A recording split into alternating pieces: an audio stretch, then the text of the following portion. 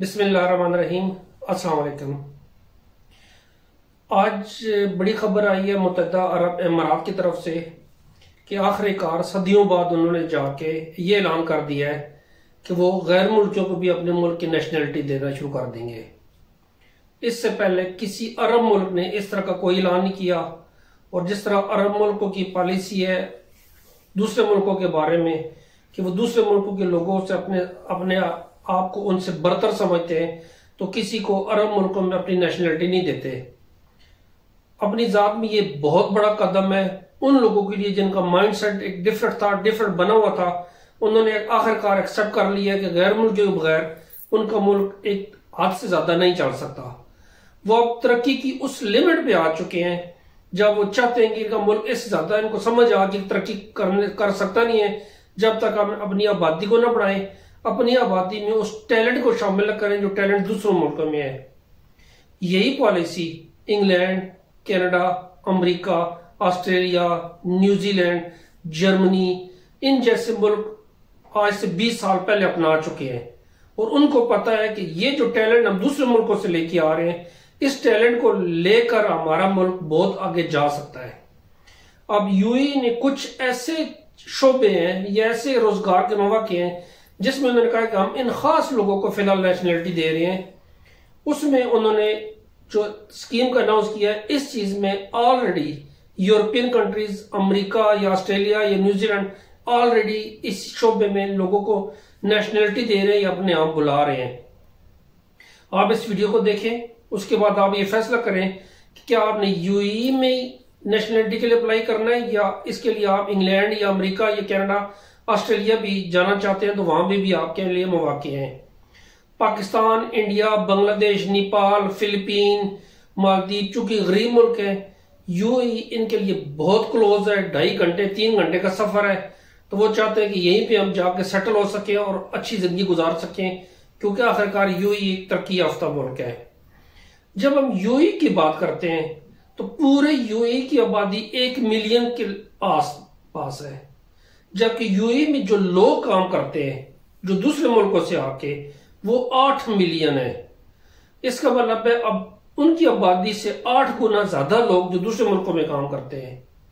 अब जब कोरोना की वबा ने यूएई को भी मुतासर किया तो यूएई वालों को ये समझ आना शुरू होगी ये लोग वापस अपने मुल्क में भागना शुरू हो गए हैं। यहाँ पे अगर ये लोग अगर यहाँ पे नहीं रहेंगे या यहाँ पे ये पक्के अपने आप को फील नहीं करेंगे तो ये लोग ना इन्वेस्टमेंट करेंगे, ना अपने आप को सिक्योर फील करेंगे, महफूज फील करेंगे कि हम यहाँ पे रहें और उनके मुल्क के साथ तरक्की में हाथ बटाएं। अब मुझे याद है आज से 7-8 साल पहले जब इटली से लोग पासपोर्ट लेके भागना शुरू हुए तो सिर्फ रोम शहर के अंदर से एक साल में 40,000 बंगालियों ने पासपोर्ट लिए। वो 40,000 बंगाली पासपोर्ट लेके सीधा इंग्लैंड चले गए। इंग्लैंड में जाकर उन्होंने रेस्टोरेंट खोले, उन्होंने कारोबार शुरू किए। तो इटली की गवर्नमेंट ने जब फिगर्स देखे कि ये इतने ज्यादा बंगाली या दूसरे मुल्क लोग पासपोर्ट लेकर यहां से भाग रहे हैं, इसका मतलब है हमारे मुल्क में कुछ गड़बड़ है। तो उन्होंने इसके खिलाफ शुरू कर दिया एक्शन कि इस कोई ऐसा तरीका अपनाया जब ये लोग यहाँ पे ज्यादा रहें। क्योंकि एक सादा सी बात है, अगर मैं किसी मुल्क में जाकर खर्चा करूंगा तो मैं सोचूंगा कल मेरे मुस्तकबिल क्या होगा। ये कुवैत की तरह नहीं कि 60 साल की उम्र हो गई तो कह जी आप 60 साल की उम्र को आप मुल्क को मुल्क छोड़ना पड़ेगा जाके। तो वो जो आएगा नया आदमी आएगा वो जेल में सोच के आएगा कि वो इतना कुछ करे जो 60 साल की उम्र तक हो, उसके बाद बाकी जो उसका मुस्तकबिल है वो उसके बाकी पाकिस्तान में, उसके इंडिया में, उसके बांग्लादेश में है। तो ये चीज बहुत ज्यादा काउंट करती है। लोगों को एक महफूज अपने मुल्क समझने के लिए अगर वो यूएई में रह रहे हैं तो उनको समझ आनी चाहिए कि हम इस मुल्क के लिए कुछ करेंगे तो हमें इस मुल्क में पनाह भी मिलेगी, हम इस मुल्क में रह भी सकेंगे। अब यूएई ने जिन शोबों में कहा है कि ये जो शोबे वाले लोग हैं इनको हम नेशनलिटी यूएई की देंगे, उन शोबों में सबसे पहला जो शोबा है वो इन्वेस्टर्स का है। इन्वेस्टर्स का मतलब ये कि आप किसी मुल्क में जाके इन्वेस्टमेंट करते हैं, कुछ करते हैं। तो जो इन्वेस्टमेंट का उन्होंने सोचा है कि अगर कोई आदमी यूएई में जाकर प्रॉपर्टी खरीदेगा तो उसको हम नेशनलिटी देंगे। अब कितनी मालियत की प्रॉपर्टी होगी इसका अभी फिलहाल कोई जिक्र नहीं है।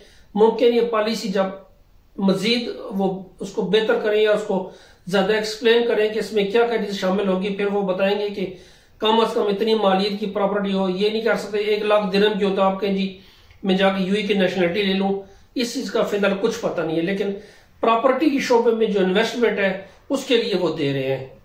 उसके बाद अगला शोबा उन्होंने कहा जी जो डॉक्टर और स्पेशलिस्ट है, अब हर एमबीबीएस डॉक्टर को वो नेशनलिटी नहीं देंगे, उसमें जो अप्लाई करने वाले होंगे उसमें यूनिक साइंटिफिक डिसिप्लिन के लोग होंगे। मैं इसलिए टर्म से ये इंग्लिश में बोल रहा हूं कि डॉक्टर से रिलेटेड है तो उनको ये समझ आनी चाहिए। जो डॉक्टर 10 साल से ज्यादा उनका मेडिकल का एक्सपीरियंस होगा, वो अपनी फील्ड में स्पेशलिस्ट होंगे और उनका कुछ ना कुछ रिसर्च और डेवलपमेंट से उनका वास्ता रहा होगा। किसी यूनिवर्सिटी में या किसी प्राइवेट सेक्टर में 10 साल का उनका एक्सपीरियंस होना मस्ट है और उनके पास स्पेशलाइजेशन जो है वो भी किसी अच्छे इदारे से होना चाहिए। आप एक प्राइवेट इदारे की स्पेशलाइजेशन को आप नहीं रिकमेंड करवा सकते। उसके बाद उन्होंने कहा है कि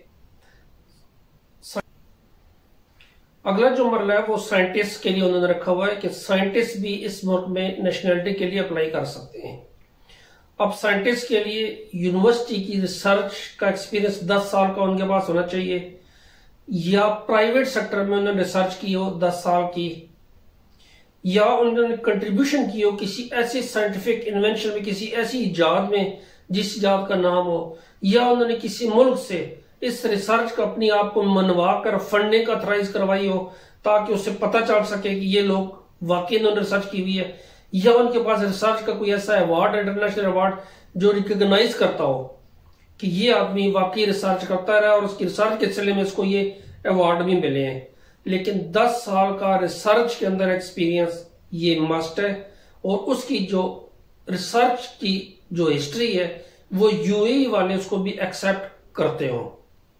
उसके बाद अगला स्टेप हम इन्वेंटर्स करते हैं, जो इजादात करते हैं। लोग जो इजाद करने वाले लोग हैं वो अपने आप को मनवा सकते हैं और इस चीज में वो अपने आप को उन्होंने इतना खास मनवाया हो कि उनकी इजादात जो इंटरनेशनल लेवल पे जाके एक्सेप्ट होती हो। इस इजादात में एक चीज और भी शामिल करते हैं कि इजाद का मतलब कोई साइंटिफिक चीज नहीं है। आपने कोई भी अपने आप को किसी भी फील्ड में पेटेंट लाइसेंस हासिल किया हो तो वो भी इजादात के जमरे में आता है।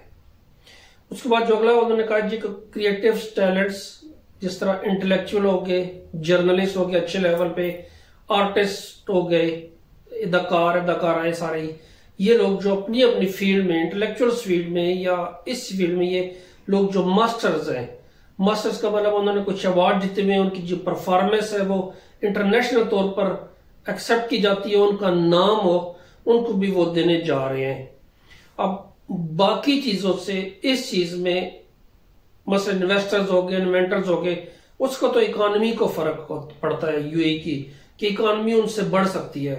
लेकिन यहां पे जो चीज है, ये जो उन्होंने शोबा बनाया हुआ है इन्वेंटर्स का या इंटेलेक्चुअल्स का या जर्नलिस्ट का या आर्टिस्ट लोगों का, इस शोबे का मतलब ये कि यूएई सकाफती सतह पे भी अपने आप को मनवाना चाहता है, एक इमेज अपना बनाना चाहता है कि हमारा इमेज एक पॉजिटिव जा रहा है।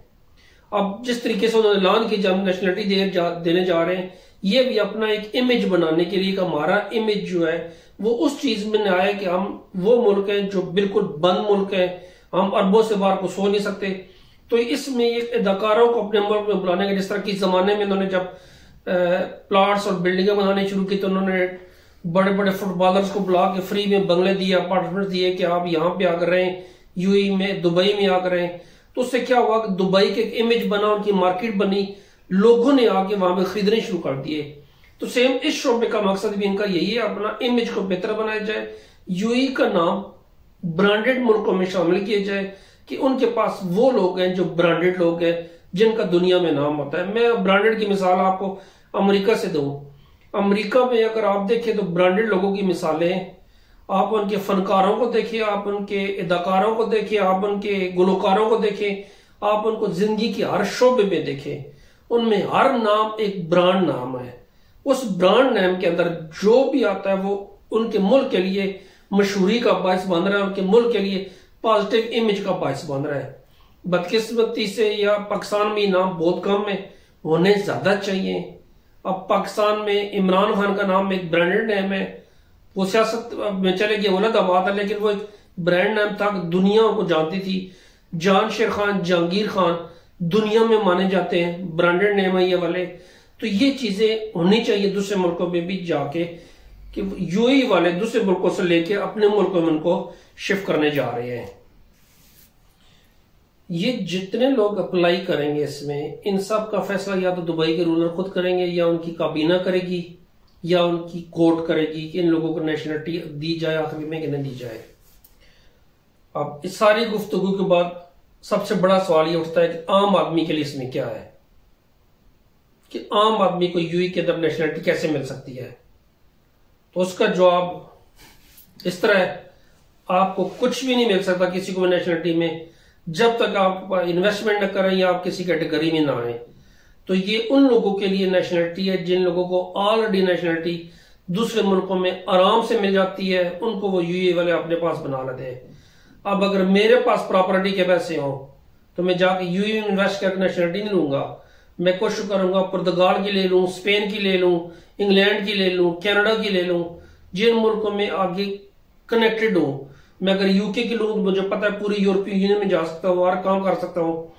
तो ये यूएई की नेशनलिटी सिर्फ उन लोगों के लिए है जो इंडिया पाकिस्तान में बैठे हुए हैं, जिनके पास थोड़ी सी प्रॉपर्टी है, वो कहते हैं इसको बेच के हम इससे बेहतर मुल्क यूएई में जाके शिफ्ट हो जाएं।